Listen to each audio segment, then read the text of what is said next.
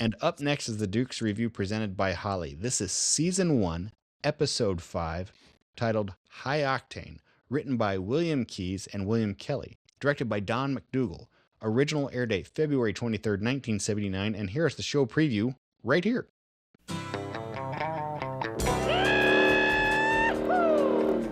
don't believe it. They're guilty. They are guilty. You're making moonshine, and I got orders to nail you. You're under arrest. You know, Bo, this just ain't our day.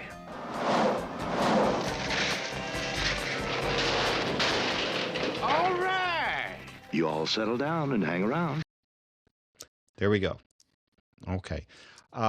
Hey, we're at the YouTube portion of our show. For our new YouTube viewers, we have reviewed all 7 seasons of the Dukes of Hazzard on our audio podcast, the Kibbe Friends Show. And now we're going back through all 7 seasons, pulling out select episodes to put specifically on YouTube.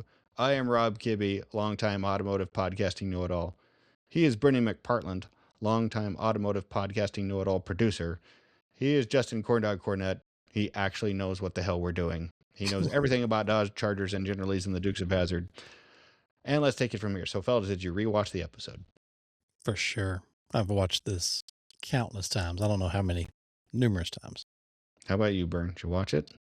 I did watch it. I can't wait to hear your review and memories on this. I picked out things right away that no wonder they love this one. This is the final of 5 episodes filmed at the start of the Dukes of Hazzard on location in Georgia. But I can't wait for Corndog to tell us if all of it was filmed in Georgia. I kind of think it wasn't all filmed in Georgia, at least specific scenes. But the genesis of the episode is this. Here's the IMDb summary. Boss Hogg and Uncle Jesse enter a contest for a new type of fossil fuel, saying that moonshine is the perfect way to cut down on pollution. However, Boss Hogg has more up his sleeve. He plans to tip off the authorities and once Jesse is arrested, take credit for the idea himself. Okay, that's IMDb. Here's the DVD summary. DVDs used to be this round thing that you put in a machine to play at, Burn. DVD says, will a batch of kicktail gasoline solve the nation's fuel crisis? Uncle Jesse fires up the moonshine still for a patriotic cause, and a lovely female revenue agent fires up Bo's dancing and romancing flames. Terrible. I didn't write that. That's whoever made the DVDs did it. All right. Bird, some summary music here. Here's mine. I think I may have said in the past that of the 5 Georgia episodes, episode 4, Repo Men, is my favorite. I might have to take that back because High Octane is highly fantastic. It starts with a butt-crimpling jump of the Generally over a semi-trailer and then somehow gets better.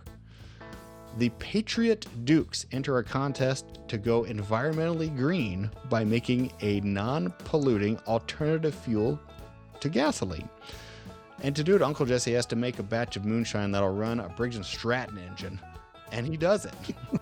But we also get introduced to his moonshine car, Black Tilly. And we don't get enough of that. And we also see Bo and Luke get a revenue girl agent drunk. We do get enough of that. And we also see a boar's nest that I think might be in California. But nonetheless, in this episode, Boss and Roscoe finally become the Laurel and Hardy we always knew they would be. This episode has it all. It's a fantastic send-off to the Georgia era, complete with a landmark location we can all look up together, Georgia State Route 142. Plus, Bo Duke lights a match with one hand, and that is awesome. I give this 10 straight to NASCAR Corndog Moonshine editions. I love this episode. Yeah. And I got one more for you guys. I don't think we've reviewed this together before. Really? If we have, I couldn't find it. Okay. The last time I find a record of this being reviewed is the Kibbe Friends Show episode number 1, which was at that time the Kibbe and Finnegan Show. Yeah. And Mike Finnegan and I reviewed it. That was the first episode there. If the 3 of us have done this together, I don't remember it. I couldn't find any notes on it or any record of it. Did we? I don't remember. It seems like we have, though, but maybe not. I would have thought we did. Burn, do you think we did? I don't know. Probably doesn't matter. It would have been very, very early. I don't remember specifically. Okay. Well, the gist of the episode is this. This is the final Georgia Shot era episode. And there is a revenue agent that the Dukes are to report to quarterly. And we get kind of the final episode where Waylon Jennings, the balladeer, sets the stage by repeating who characters are and what the deal is that the Dukes have made. But the Dukes are former moonshiners that got caught, that made a deal that said, we'll never make moonshine again in exchange for our freedom. And Uncle Jesse will honor that because he is a man of integrity and a patriot and a good, down-home, trustworthy country guy. But patriot is the underlying word there. He believes he has a civic duty to the United States of America to produce an alternative to gasoline, and his is going to be moonshine. And he knows that it can work because he's done it before. He has run cars off of moonshine before, and that's how he used to get away from revenues. He would hide the moonshine in the gas tank in place of the fuel. So, first question, can you do that? Like, can you actually run an engine off of liquor? I would imagine if it's flammable and it looks pretty clean. So I don't know. I went back to 2 instances. I was thinking about that very question, knowing it was going to come up. And going way back, this is how old I am, there was a episode on the Beverly Hillbillies, way, way back, where Jethro put in some XXX into their family car. And I think Granny drove it and beat the hot rod that they had in that episode. She ran it on moonshine and the car won, and they got their car back somehow. The other one was Back to the Future, where Doc tries to put 100 proof booze into the DeLorean in the barn, and it blows the intake manifold off. So the jury is split right now. According to Google AI, it's possible, it's theoretical, it can be done. But this episode was shot in the late 70s. So something else going on back then is something that here in the Midwest is now mainstream. And that's the use of ethanol, which is a form of alcohol. And it's a supplement to gasoline. Now, you can make your arguments about ethanol one way or the other. We're not going to debate that right now. But running an alcohol source for fuel is a thing. Race cars run methanol all the time. It can be done. So I think the overall premise and plot of it, I like it. I'm going to believe that. And that's the gist of the episode. Uncle Jesse's going to break his promise to not make moonshine because he thinks that the need to serve his country is greater than that promise. Now there's a revenue agent, and it's a character we'll never meet again, but it's a revenue agent named R. Huntley, played by actress Carleen Watkins. And she looks like Danica Patrick. She does. She does. She was on Magnum PI, The Love Boat, various Frasier episode. She was Home Improvement, maybe. But she wasn't in. She's not a famous actress, as far as I know. I don't think she was in any major motion pictures or anything like that. But she was funny in this episode, and I thought it was pretty funny. Her interaction with the Dukes is. I like when Uncle Jesse kind of comes off as the wise sage, and that like he kind of knows everything. I think he has one clip where she says, "My name is R. Huntley. I'm Miss Huntley," and he says, "I believe that. I believe that. Yeah, I believe that." Yeah. So the episode progresses. They make the moonshine. They get caught in the act. They take the revenue agent home. They get her drunk. While she's drunk, Uncle Jesse loads up a batch of moonshine in the gas tank of his car. Corndog. We don't get to see this happen much, but what's the car that Uncle Jesse drives? It's like a 71 LTD, I believe. Yeah, what's its name? Oh, it's Black Tilly. All right, Black Tilly has a leaded body and racing shocks, and all sorts of, and it is an LTD, and it's an LTD with no side mirror. For Side what mirror. there's no side mirror, like driver's side mirror on it. Maybe it was smoothed over. You don't need to see behind you. Totally could be. I could see that. I think it was a the lesser trim model. I forget what it's called. But yeah, it was a pretty plain Jane LTD. We learn a few things from the revenue agent, and one of those is the names of Bo and Luke fully. Lucas K. and Beauregard. That's just Bo, ma'am. Lucas K. and Beauregard. Do we ever learn Luke's middle name? I don't know. And they don't give an initial or anything for Bo's middle name. No, they never say it, but they do say Beauregard. Beauregard. He And when I doesn't watched like this on Amazon Prime, it's spelled Beaurega. You know, it's the full formal spelling. I've never actually known someone named Beauregard, but I did know there was a couple of twins in my high school. One name was Bo and the other was Gunner. But I've never actually met someone named Beauregard before. Beauregard. I don't think I have either. We get a comment from Roscoe that I don't think you get today. Them Duke boys, they got 100 feet of copper tubing with them. Buying copper tubing is not illegal. It is if it's attached to a still deep in the woods. It's probably for their truck. Maybe for their car. And maybe my Aunt Tilly's had a sex change and is now my uncle. Yeah, you can't do that today. Can't I do love that. Let's talk about the opening jump. What generally is this that does the opening jump? That's up for debate. Because it's supposedly Lee 2, but then some have said that it's one of the 68s that were built. But I believe it should be Lee 2, the full cage, the other full caged General Lee. Is that the same? Now, in these episodes, the opening credits is just a little different than it is for the remaining season of the Dukes of Hazzard. The opening jump is generally is not going over a dirt ramp or anything like that. It's on a public street. Is that Lee 2 as well?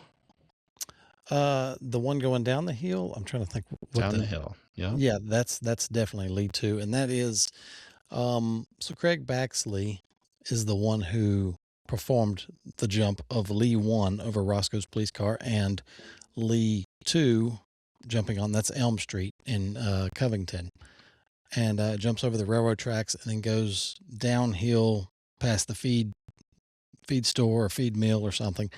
And he'll tell you that Lee 2 jump on Elm Street was the very first jump. But yes, that's there in Covington. I took notes, just kind of live streaming to myself as I went, and that was one of my comments. The opening credits jump, that Lee 2 one, actually looks like the car survives it like really nicely. On this episode of High Octane?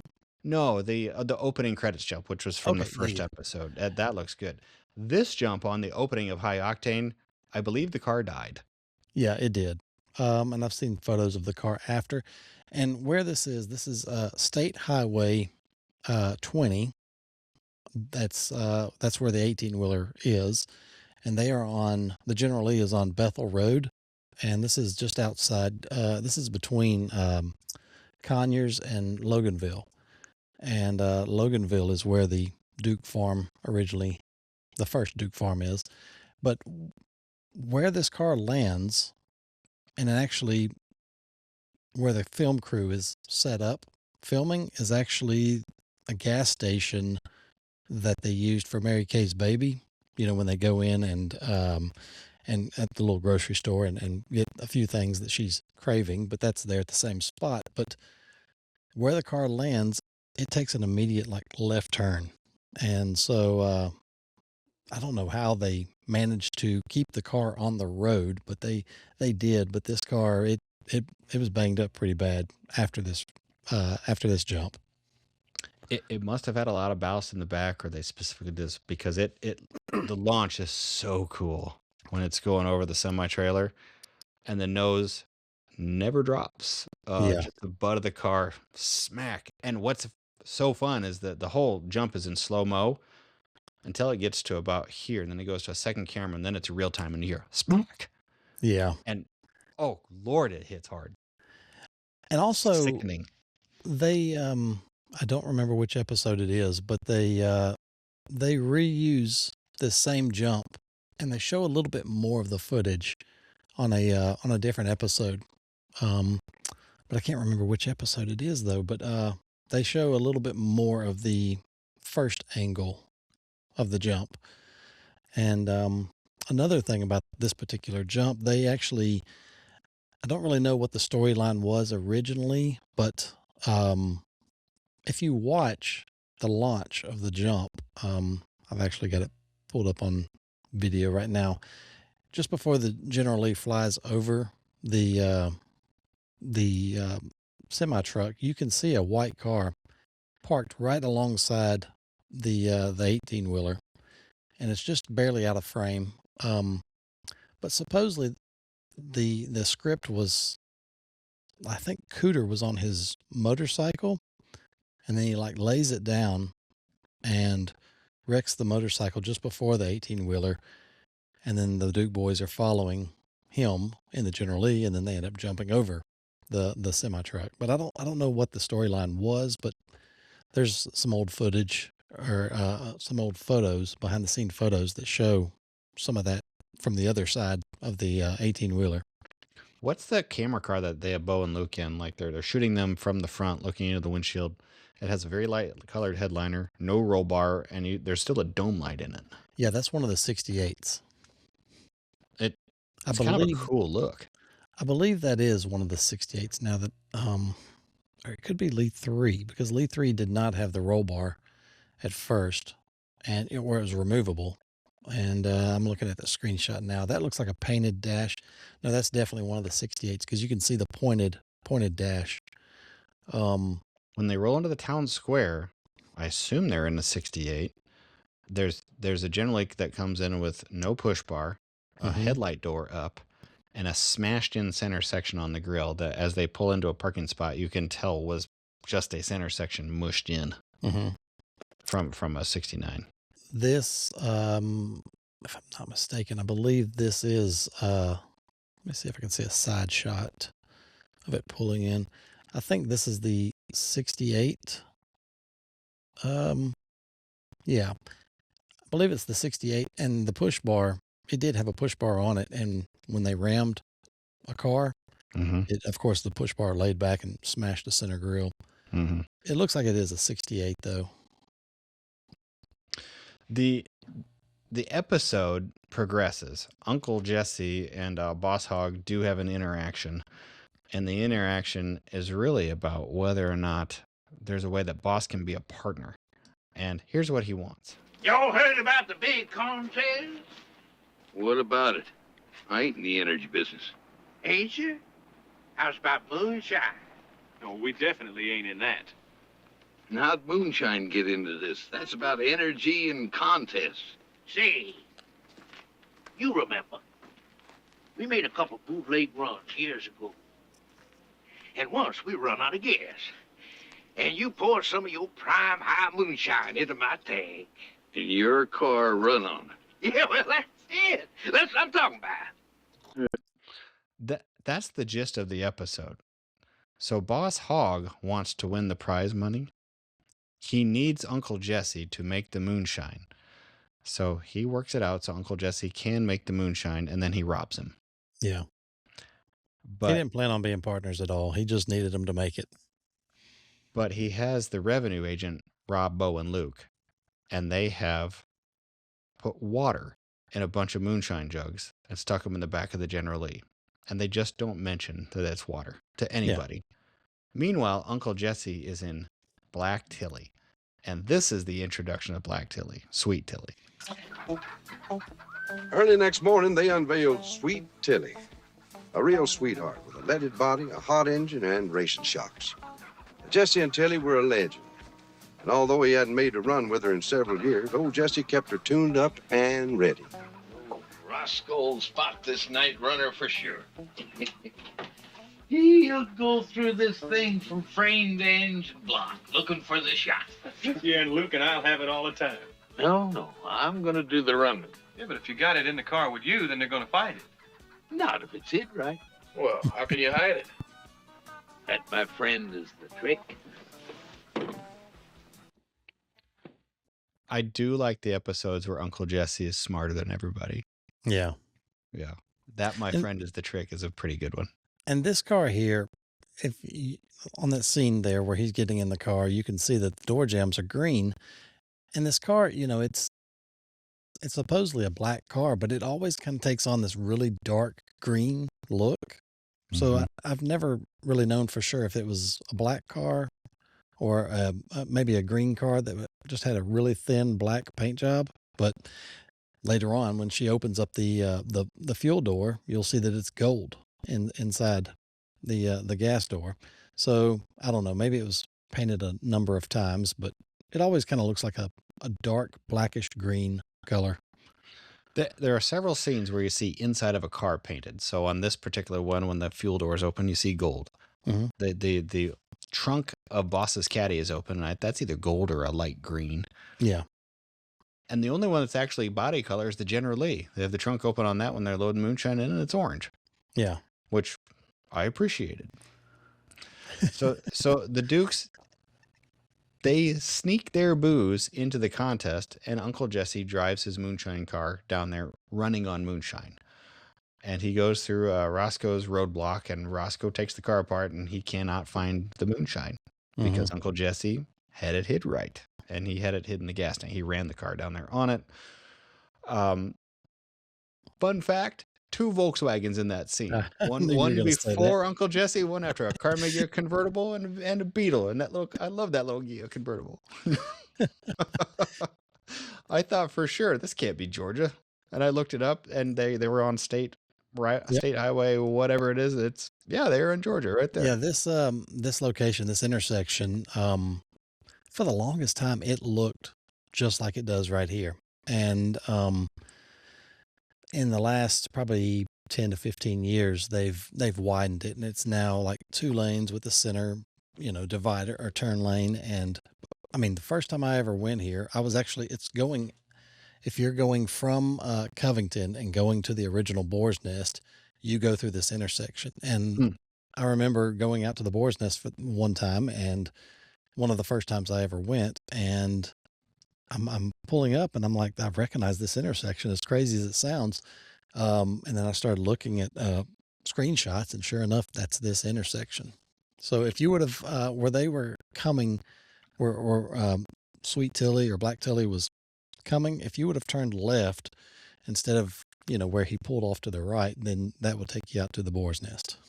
I define now with the travel center and the truck stops there now. Yeah, for sure. State Route 142. I Googled it.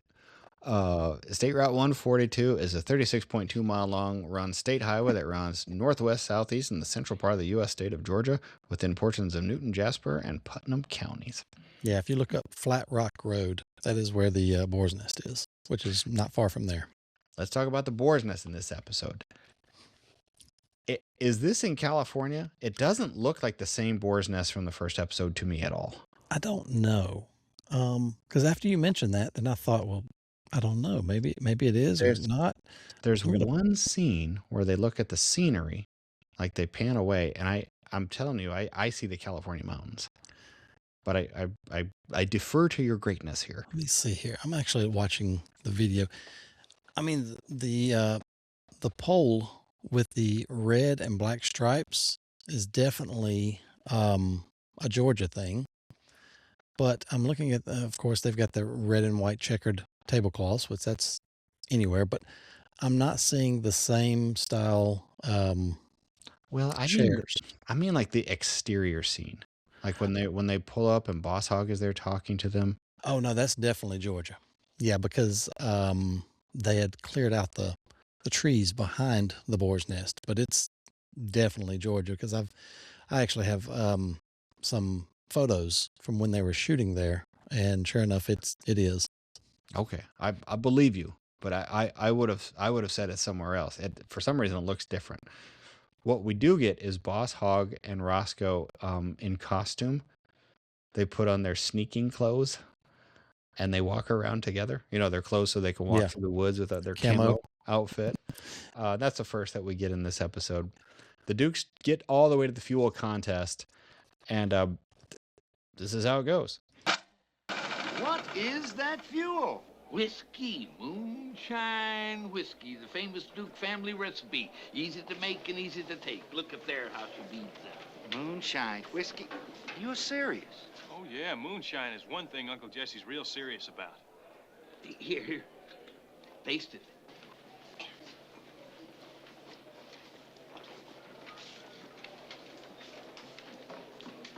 Why, that's incredible. Oh, and it's a great day for our country. Of course, making corn whiskey ain't quite as legal as it was once. Oh, well, that doesn't concern me in the least. It concerns me. Okay, well, and in the end, it doesn't work out because it's illegal to do what they did and blah, blah, blah. The guy that was running the contest, he picks up the jug and he flips it over his finger and drinks it like that. Yeah. And I've seen Ron Swanson on Parks and Rec do that too. Is that a thing to drink moonshine properly? I don't get it. I think if you drink out of a jug with the finger loop, that's maybe the proper way to do it. I don't know. Well, there is a throwback there because the early jugs were jugs made out of clay, and they're very, very heavy. And so to get your leverage up and not spill it, that would make perfect sense to do that. These are glass, I know in the episode, but the early ones are very, very thick ceramic, and they're heavy, even empty. So if you're going to do that and pop the cork on it, and glug, glug, glug, you would need some support to do that. So I buy in. That's good. Yeah. It's authentic. I just wanted a clip for Kirk to put the reference in here from Parks and Rec where Ron Swanson downs an entire jug of moonshine. So.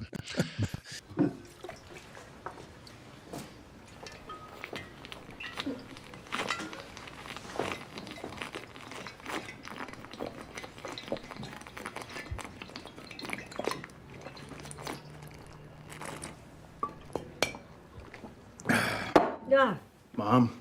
There's that. The Dukes episode ends with the revenuer chasing them in the car, Black Tilly, until Black Tilly runs out of fuel, at which point she has no evidence. Case solved, episode over, and our Georgia era is done. So with that said, how many General Lees are we up to at this point?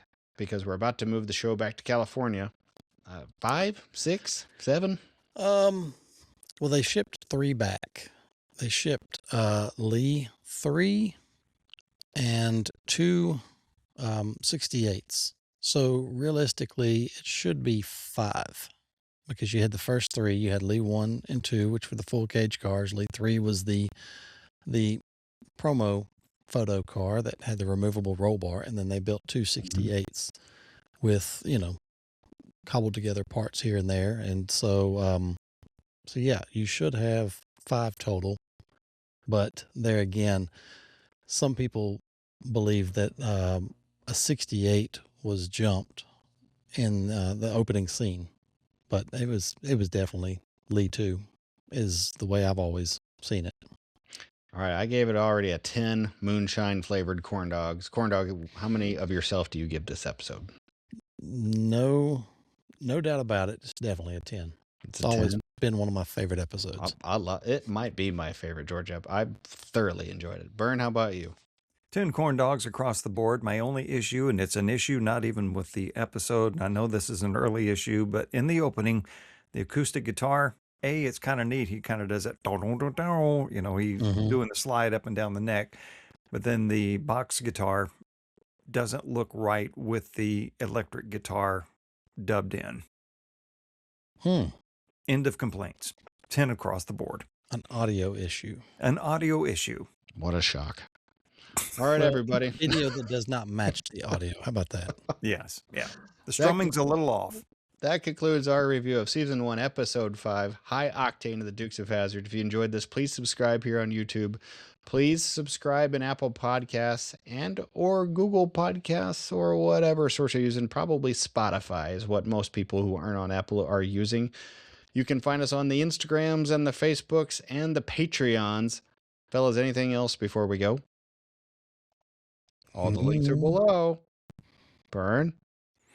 Well, since it's racing season, I did want to remind you of a story I heard. There's a family in Kentucky who raised horses. Some of the horses raised for charity, some for rehab, good cause, some for racing. Mm-hmm. But one horse they had on the farm, they said, could learn things. Yeah, we all know horses are smart and they can learn commands and gestures. This horse, though, was special, a little more than the others. It could do simple mathematician problems, just simple math. Mm-hmm. They found this out when Uncle Will was standing by the training arena and was just kind of tapping the fence rail. Tap, tap, tap. He did a 3, and then a number 3, and then just passing the time. And he noticed the horse did the addition. The horse clumped 6 times. Clunk, clunk, clunk, clunk, clunk, clunk. Well, off they went to Kentucky University in the ag department with the horse. They did all the studies, the test, and after 4 years, the horse came home with lots of skills. The math, of course, but sounding out words by recognizing letters and phrases. Amazing! They even gave the horse a degree plaque to wear around its neck, and then from then on, when they saddled up and took him for a walk around the neighborhood, they could say he, the horse, was a real road scholar. Mm. I was not fully listening. What was the road part? I'll listen to it later. Great news, Burn. Funny joke. It's a play on words. Oh. A road scholar versus a road scholar. Yeah, he knows roads. Well, anyway, for those that subscribed and have unsubscribed, it was nice knowing you, and I hope that you come back. Please consider it. We'll catch you some other time. See you later. Later.